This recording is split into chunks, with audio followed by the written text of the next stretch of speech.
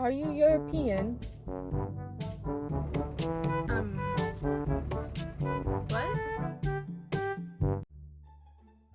Hey guys, good morning or night or whenever I'm gonna post this, hopefully tomorrow, but not sure what time yet.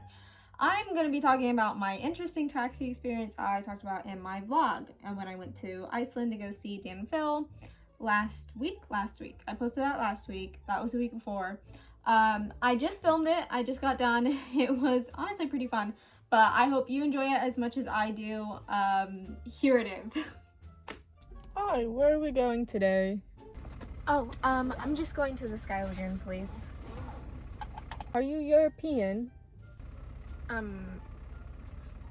What? Are you from Europe? Oh, no, I'm American.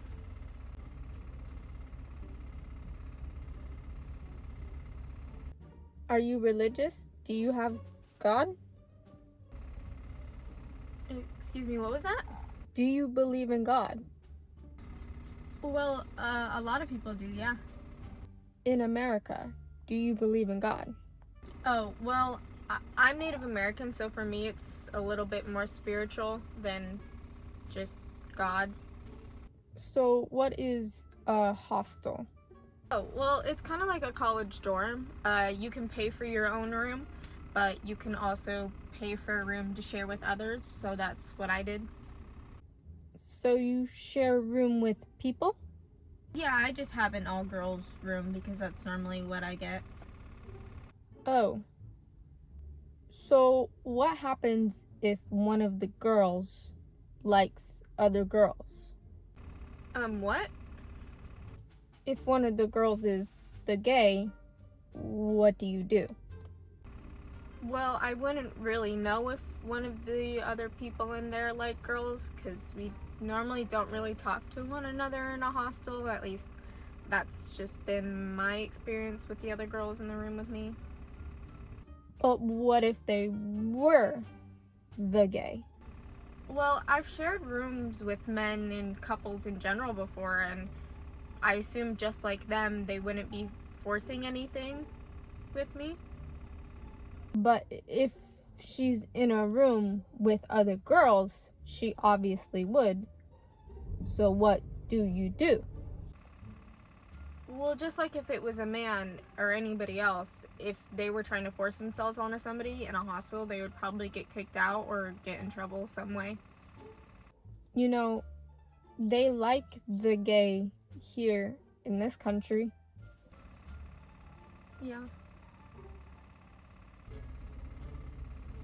In America, do they also like the gay? Not every American citizen does agree with it, but it is legal to marry another guy or another girl over there, yeah. Are you okay with the gay?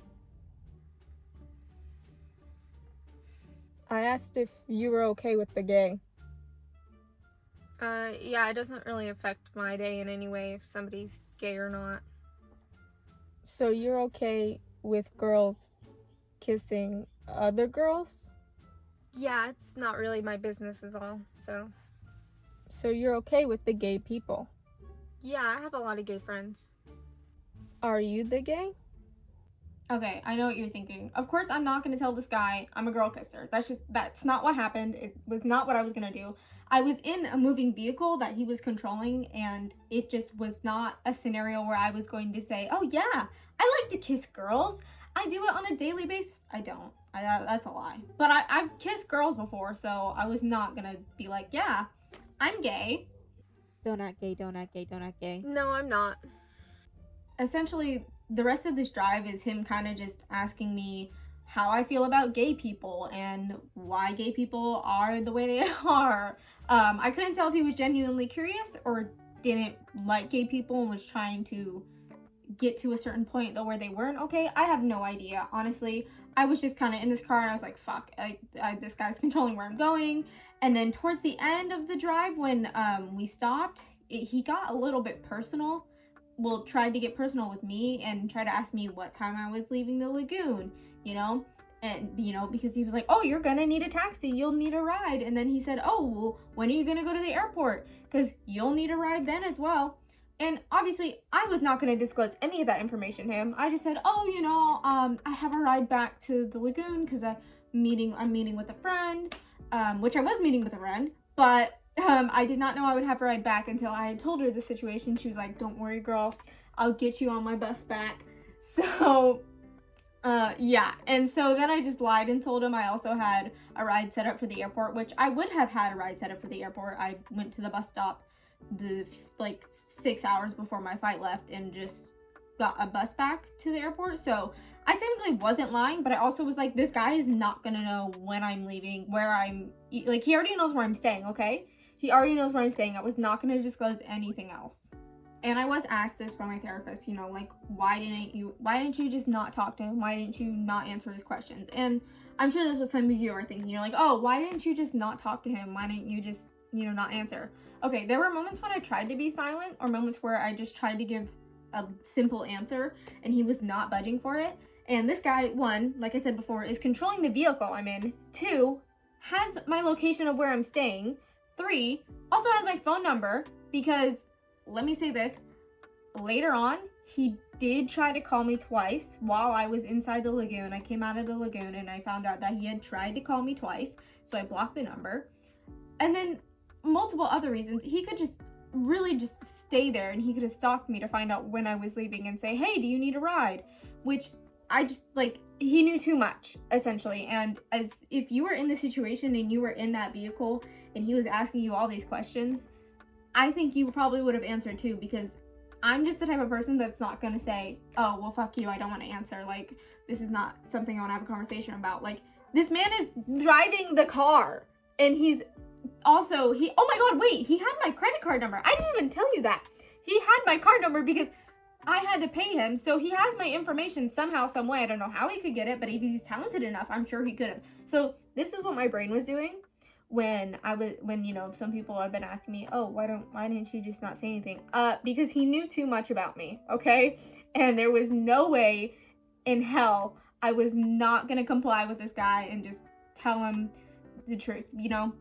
And I wasn't gonna lie to him either. I mean, I'm just not the type of person that's gonna be like, oh yeah, I hate gay people, you know? And then I would have had to agree with him with whatever views he had, or, you know, I would have had to agree, oh yeah, I like God, and then I would have had to talk about something related to God. I don't know shit about God, okay? There is no way that would have been a conversation. So anyways, that's what happened.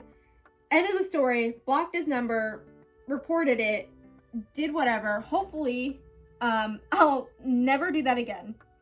And I think the moral of the story here is, do not look up random taxi numbers.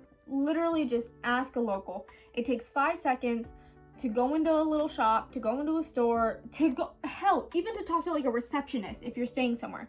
Just go talk to somebody who's a local and say, hey, what's the best taxi to go to? Because if you're gonna call somebody, that could have very well ended up being a scam for me. He could have, one, kidnapped me, which was how it was feeling, because I didn't know where we're going, and I'm like, and so I was checking Google Maps on my phone. I was like, making sure we're going the right way. So if you're going to another country, just check with locals of what the best taxi number is, and then go with that. Later on, I don't know why I didn't, but I had somebody who gave me a good taxi number, and I just used that from then out, because I was like, this is fucking ridiculous. Don't ever do what I did, okay?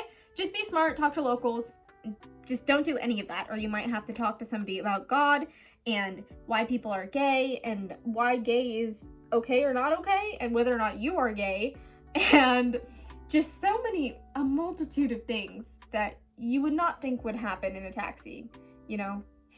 But ultimately, thank you so much for watching this. I truly appreciate it. It was really fun to film. It was really fun to talk about, just because it was such a crazy situation. It's just so crazy. Like, this shit only happens to me. Like, if you watch my vlog, so much had already happened on that trip. I was like, this has to be a whole separate video, because if I try to talk about this experience, I'm gonna want to reenact it, and then that video would have been like 40 minutes long. So thank you for watching. I really appreciate it.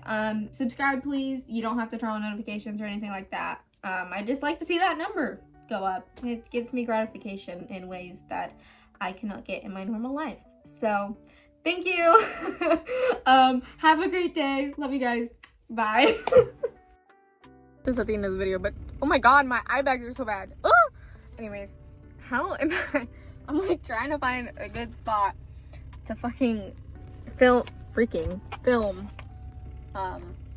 this, because I'm like POV back seat, and then the front seat might be a little easier because I have my dash, but I'm like, my neighbors probably think I'm a freak because I'm filming in my car and I'm not even going, I'm just like, my car's on and I'm just sitting in it because I'm leaving it on because it's warm, duh.